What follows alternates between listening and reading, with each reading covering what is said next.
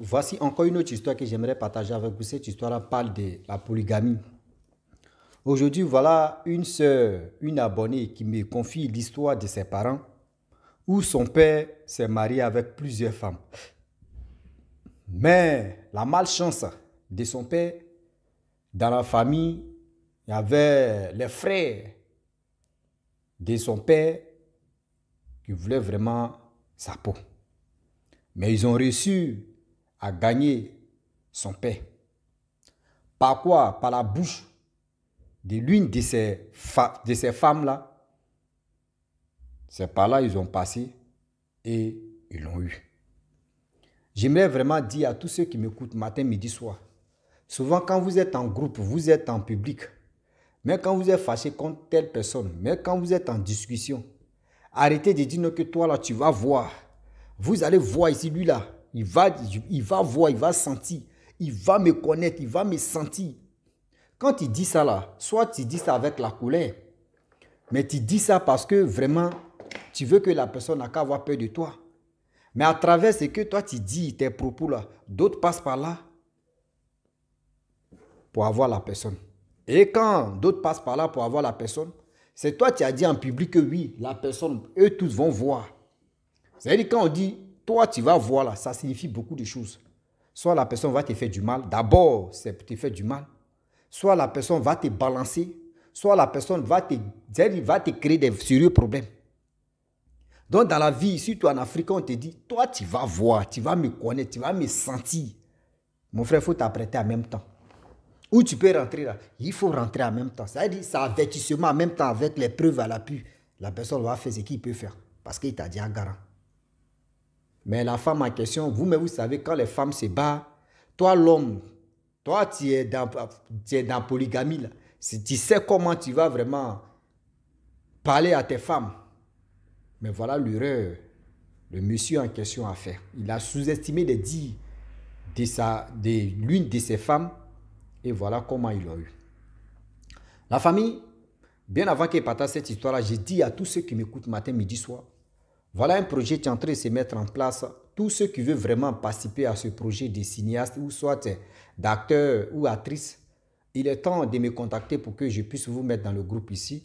Quel que soit l'âge, l'âge ne compte pas. On vous dit toujours, comme en une relation là, l'âge ne compte pas. Tu es vieille ou tu es vieux ou tu es ceci ou tu es cela ou. Quand tu veux vraiment réussir dans ta vie, il faut vraiment placer ton objectif et tôt ou tard, tu vas atteindre ton objectif. Voilà comment l'histoire en question que vous allez écouter ensemble, que je vais relater. La femme en question, vraiment, comme elle a fait et les frères de son mari ont passé là pour avoir son mari. Le monsieur, vraiment, lui, il avait plus de 3 femmes. L'histoire s'est passée au Nigeria. Le monsieur a 3 femmes. La première femme, elle avait 3 garçons, 3 filles. La deuxième, elle avait 4 enfants, 2 filles, 2 garçons. La troisième aussi, c'était pareil. Et voilà comment l'histoire en question va commencer. La sœur, leur papa, surtout son papa, était l'homme de bien, l'homme qui vraiment qui donnait l'amour à ses enfants et à ses petits-enfants, tout cela. Mais le problème est que vous savez, quand entre les rivales, quand le tonchon brûle, toi l'homme d'abord, tu dois avoir au moins le calme. Tu dois avoir au moins le discernement. Tu dois avoir vraiment la tranquillité dans la tête d'abord, avant de calmer ces femmes qui se battent là. Tout le temps, c'était des chamaillements. Tout le temps, c'était des discussions inutiles. Regarde ces discussions inutiles-là. On ne sait pas si ce sont ces frères en question qui rentrent dans la peau ou soit ils font des trucs mystérieux pour envoyer la guerre entre les femmes. Et par là, eux, ils vont passer pour avoir le monsieur parce qu'ils ont tout fait pour avoir le monsieur, ça ne rentrait pas. Les gars faisaient tout. C'est possible qu'on dit possible. Pour avoir le monsieur, ils n'arrivaient pas à avoir le monsieur. Devant, derrière, à gauche, à droite, les gens n'arrivaient pas à voir le monsieur. Voilà les choses qui tournent en rond. Des choses qui tournent en rond. Les gars font les possibles Rien. Voilà les femmes, tout le temps aussi, elles se battaient. À chaque fois, le monsieur venait résoudre le problème. Non, toi, tu n'aimes pas. Toi, tu es palabreuse. Toi, tu es ceci. Toi, tu es cela. Moi, mais je ne comprends pas. On te demande pardon. On te dit, tu as raison. Demain, là, c'est toi qui as la tête. Demain, après, demain, c'est toi qui es ceci. Vous, mais vous connaissez où? Souvent, mais arrivé au moment quand il ne sait pas, bagarre entre les deux personnes. Celui-même qui n'avait pas raison là, et celui qui a raison, et puis on lui demande pardon, tout le temps c'est lui qui veut vraiment qu'on lui donne pardon. Arrivé au moment là, toi-même, tu as raison, hein, et puis on t'arrache la raison là, mais on te dit mon frère c'est bon, ou ma soeur c'est bon. Toi, mais toujours on te donne raison là, mais tu continues toujours. Donc c'était comme ça. Le mari en question, il a dit, mais toi tu as toujours raison, on te donne raison. Mais toi tu as raison là, tu vois que c'est pas beaucoup. Tu continues toujours, tu veux quoi au juste? Et c'est là. Voilà la discussion. Le gars est venu séparer. Le mari était fatigué. Et il a dit, c'est même tout le temps tu as raison. Mais toi-même tu as raison. Mais c'est toi qui cherches par là. Pourquoi tu fais ça même?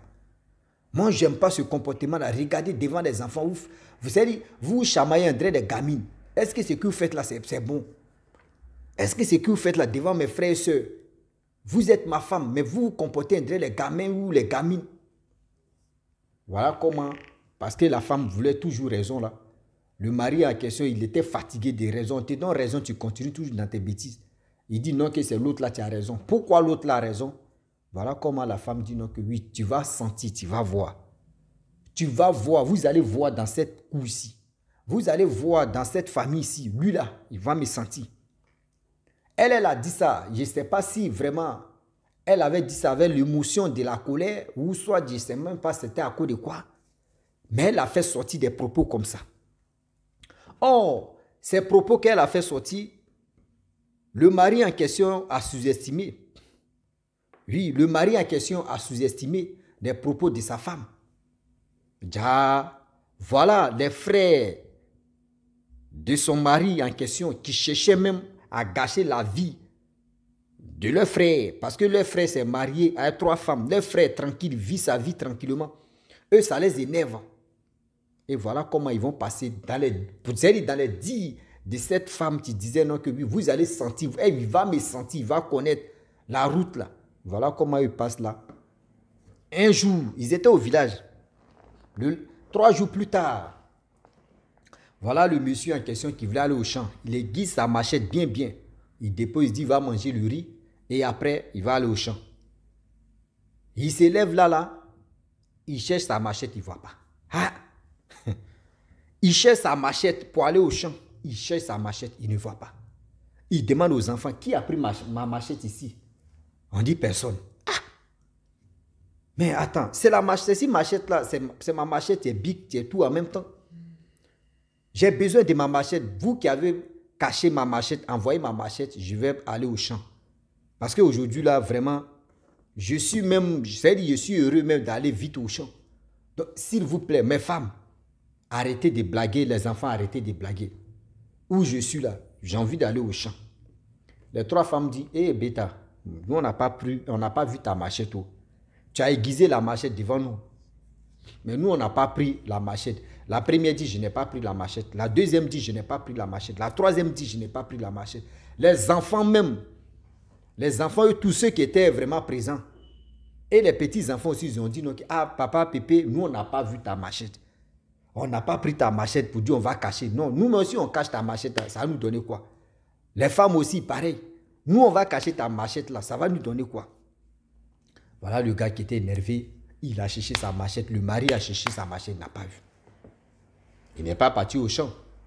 Le lendemain, il allait voir un vendeur de machettes. Il achète une machette. Il achète une nouvelle machette, il l'envoie à la maison. Il aiguise bien. Il prend sa route, il s'en va au champ. Lorsqu'il s'en va au champ, il a fait 1 jour, 2 jours, 3 jours, 4 jours, 5e jour. Voilà le monsieur en question qui retrouve. Un jour matin, il s'est réveillé, voyez la machette est à côté des murs de la maison. Mais les enfants là, vraiment quoi? Les enfants là, ils ont pris la machette, ils ont caché, ils ont envoyé. Mais il a pris la machette, il n'a même pas demandé à quelqu'un. Il n'a même pas posé la question même à ses femmes. Il n'a même pas posé la question à ses enfants pour dire non que oui, Vous avez caché la machette là. Voilà, vous êtes fatigué des machettes là, vous avez envoyé la machette. Voilà le monsieur, le père en question, tu prends la machette. Voilà, sa nouvelle machette, mais il a déposé. Et il prend l'ancienne là, il s'en va au champ. Il finit de faire ce qu'il pouvait faire. Il rentre à la maison. Voilà, il se lave, il mange, il dort, il se réveille. Voilà comment le zinzin a commencé. C'est-à-dire que sa tête a commencé à devenir bizarre. Le monsieur en question, un père de famille qui commence à siffler maintenant dans sa bouche. Il commence à chipper maintenant. Avec la machette dans sa main. C'est-à-dire dans le village, il se promène avec la machette là. Il chippe. Il n'est pas là pour dire il va taper les gens. Folie a commencé comme ça. Voilà, Zinzeli t'a pris comme ça. Le chef du village a tout fait. Il a arraché la machette au gars parce qu'on ne sait jamais à quel moment le dièse va être appuyé et puis il va commencer à macheter les gens. On lui a arraché la machette. Les parents qui n'étaient pas d'accord de ces trucs-là, ils disent mais qu'est-ce qui s'est passé? Les gens ont mis eux leur idée, c'est-à-dire toute la famille, c'est-à-dire ceux qui ne sont pas dans le monde négatif. Eux, ils ont dit non que oui, c'est sa propre femme qui a fait ça. À chaque fois, toi, tu es une mauvaise femme. Tu nous as tous dit non que oui, nous on va voir, lui il va voir. Voilà ça maintenant aujourd'hui, pourquoi ta méchanceté est comme ça? La femme dit, je ne suis pas coupable, je ne suis pas l'auteur de ce qui arrive à mon mari, je ne peux pas le faire. On dit, non, c'est toi. Tes propos que tu as dit là, voyez ça maintenant, tu es en train d'agir. Vous avez la bouche des malheurs. Vous avez la bouche des méchancetés dans vous. C'est-à-dire vos propos là même, c'est négatif. Ce que vous faites là, est-ce que c'est bien? La femme dit, Péta, c'est pas moi. Tout ce que tu es en train d'arriver à mon mari, je ne suis pas l'auteur de ces trucs comme cela là. Je vous demande pardon. Je ne suis pas l'auteur de ça. Je ne suis pas propriétaire de ça. Je ne suis pas ceci de ça. Épargnez-moi de tout ça là. Je vous demande pardon. Je vous demande pardon, épargnez-moi de tout ça. Voilà comment. Les parents, même d'autres aussi, ont dit, bon d'accord, elle dit, c'est pas elle là. Nous, on va aller consulter pour voir réellement. Mais si c'est elle, elle va quitter même la maison. Abandonner les enfants, on va dire, pars. Et tu laisses les enfants. Voilà, la femme te dit, ok, il n'y a pas de problème. Vous pouvez partir, vous pouvez partir. Mais moi, je suis sûr que moi, je n'ai pas fait du mal à mon mari. Voilà les deux femmes qui étaient fâchées contre les rivales. Voilà ça maintenant. Nos maris, voilà ça. Comment on va faire? On a déjà vieilli dans ce foyer. C'est-à-dire qu'on est déjà dans ce foyer, on a déjà pris de l'âge. On ne peut plus aller chez nos parents. Nous, on va rester ici aujourd'hui. Voilà le monsieur en question, on s'occupait de lui un peu. Quand sa folie commence comme cela, c'est la bâtard, c'est gâté. Voilà les parents qui se lèvent, ils sont allés voir les papas au Kéchi. Arrivé là-bas, aller voir papa au Kéchi, le premier papa au Kéchi a commencé à sourire. Il dit non, que le problème vient de vous, ce n'est pas la femme en question. Le problème de vos frères, ça vient de vous-même les parents là. Parmi vous là, il y a d'autres qui ont passé par les propos de sa femme simplement. Sa femme a dit ça comme ça, avec la colère. Mais elle a dit ça, ce n'est pas pour faire du mal à son mari. Mais ils ont passé par là. Et puis les sorcelleries ont fait qu'ils ont motivé la femme à dire des propos même qu'elle ne pouvait pas dire. Elle a fait sortir comme ça. Donc ça veut dire non que oui. C'est comme une mission qu'on lui a donnée comme ça, elle ne savait pas. Mais elle n'était pas une sorcière. Et voilà comment ils ont eu leur mari. Donc ça veut dire non que parmi vous là, parmi vous qui êtes ses frères et ses soeurs là, il y a d'autres qui n'étaient pas d'accord. Parce qu'il était marié il avait marié 3 femmes. Il était tranquille. Il partait au champ, il n'avait pas de problème avec quelqu'un. Et quand il voyait sa vie, malgré 3 femmes, eux ils avaient une femme, d'autres avaient 2 femmes. Malgré les 3 femmes, lui vraiment il calmait ces 3 femmes, il maîtrisait bien ces 3 femmes. Mais ceux qui avaient simplement une femme là, eux n'arrivaient pas à bien dormir. Elle est chauffe-tête.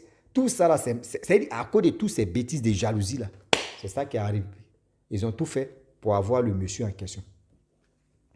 Ils ont tout fait pour avoir le monsieur en question. Et voilà comment l'histoire en question. Voilà l'histoire en question. C'est passé. Et aujourd'hui, comme cela, les choses se sont vraiment tournées et ils ont fait des traitements un peu. Ces traitements-là, qu'ils ont commencé, c'est en train de partir au fur et à mesure. Oui, le traitement est en train de passer au fur et à mesure. C'est pour dire à tous ceux qui m'écoutent matin, midi, soir. Tous ceux qui m'écoutent matin, midi, soir, je le dis et je le répète que dans la vie, là, quand vous êtes en public, même quand vous êtes en guerre, quand vous êtes en palabre, il y a des propos que tu ne dois pas dire. Oui, il y a des propos que tu ne dois pas dire. Oui, aux yeux de tout le monde, toi là, quelque chose va t'arriver, tu vas voir, tu vas faire ceci. Non. D'autres peuvent passer par là. Tu dit que tu as fait sortir aux yeux de tout le monde, d'autres vont passer par là et pour avoir la personne. D'autres peuvent passer par là pour avoir la personne. Et maintenant, c'est gâté. C'est-à-dire, eux, ils vont faire ces trucs-là. Et puis maintenant, c'est gâté, tu es là. Tu vas faire quoi? Comment ça va se terminer? Comment ça va se passer? Vous ne pensez pas à ça. Vous ne pensez pas à ça. Donc la famille, voilà l'histoire en question. On vous dit, vos ennemis ne sont pas loin. Vos ennemis sont au bout de votre narine. Vos ennemis sont au bout de votre narine. Donc, faites vraiment attention. Donc, je vous dis, si tu es nouveau, tu es nouvelle sur ma vidéo, il faut t'abonner sur ma chaîne YouTube, ma page Facebook. N'oubliez pas de partager mes vidéos et aussi liker. Je vous dis à très bientôt. Ciao. Bisous. Abraço.